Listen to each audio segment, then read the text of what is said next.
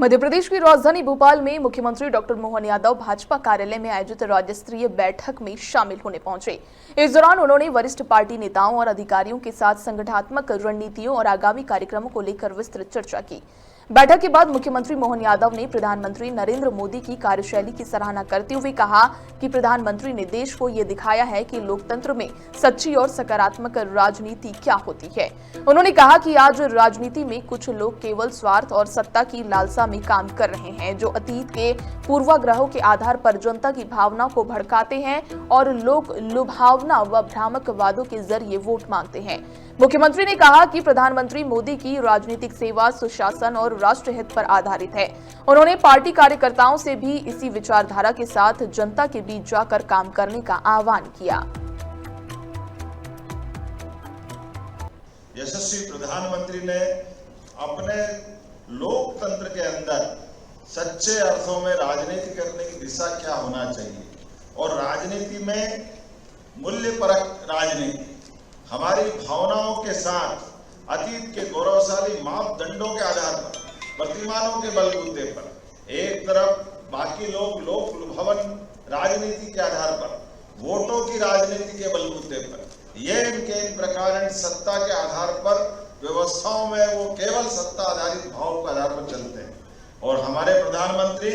आप कभी कोई कल्पना कर सकता है कि एक सरकार के मुखिया होने के नाते से कई बार कई जगह हमारे दल की विचारधारा के आधार पर बनी हुई सरकारों ने हमारे लिए गौरव की बात है, या हमारे माननीय प्रधानमंत्री वर्तमान में नरेंद्र मोदी जी हो, जिनके कारण से हमारा लोकतंत्र गौरवान्वित होता है, या अतीत के अटल बिहारी वाजपेयी जी की सरकारों, जब एक वोट के कारण से हमने सरकार छोड़ना पसंद किया, लेकिन सरकार के मामले में कोई कॉम्प्रोमाइज नहीं किया। जब मैं ये बात कह रहा हूं तो जरा ताली वाली बजाकर आनंद भी ले सकते हैं। इस बात का एहसास हमारे उस गौरवशाली गर्व के सामने कि कहां वोटों के लालच में लोग पता नहीं क्या क्या कर देते हैं और हमारी सरकार को हम कुर्बान कर देते हैं, लेकिन मूल्यपरक व्यवस्थाओं से पीछे नहीं आते। हम देखें अपने लिए, आप ये इसी प्रकार से जिस कार्यशाला की मैं बात कर रहा हूँ, कांग्रेस हर बात में वोट का लालच देखती, वोट के आधार पर बात करती। कहा नरेगा के नाम से चलने वाली योजना है